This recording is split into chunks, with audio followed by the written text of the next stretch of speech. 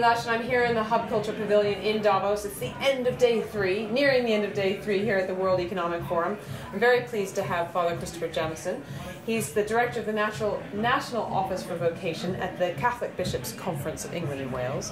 Now tell me, what's a Catholic bishop, priest doing in a place like this? Yeah, well, it's a question I ask myself every morning here, but increasingly the World Economic Forum wants faith communities and faith leaders to play a bigger role in the forum, because as was pointed out to us this morning, faith communities and faith leaders have larger constituencies than almost anybody else here in Davos, certainly a larger constituency than the business leaders, and certainly a larger constituency than most of the political leaders.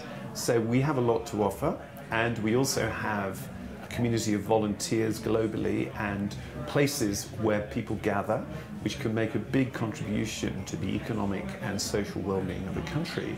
And finally, we're the only people here in Davos who have no interest in making deals. We're completely free spirits who can say perhaps a word of wisdom from an ancient tradition which can offer a great deal to civil society and I think increasingly to the economic world.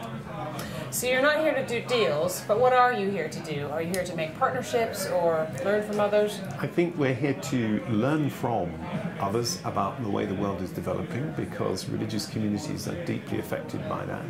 And similarly, we're also here to show how religious communities can contribute to peacemaking, rather than just to be seen as those who might be contributing to conflict. So how can religious communities be part of the solution rather than part of the problem?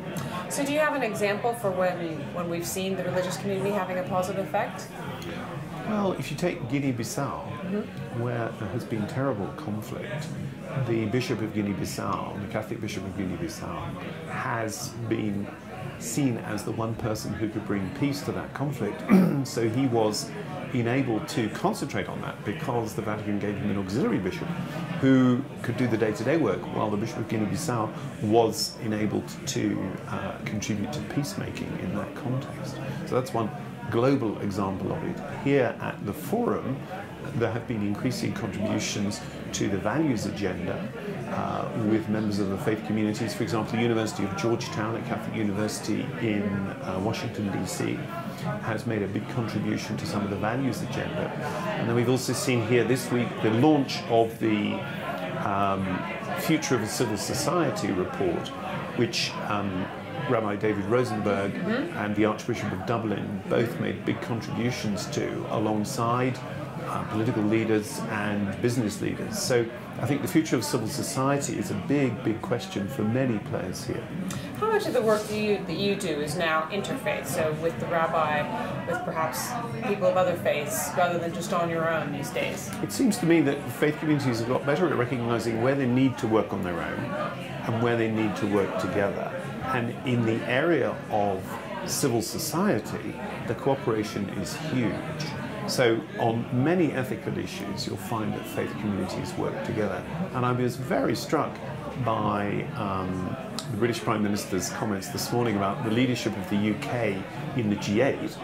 He spoke strongly about a series of ethical issues which it seems to me faith communities can make a big contribution to. For example, he talked about the need to address lack of transparency in developing countries. Now that's a big agenda, but it seems to me the faith communities in those countries could make a huge contribution to that if the G8 really takes it seriously. Father Christopher, thanks so much for coming by the Hub Pavilion here in Davos, and I'm Edie Lush.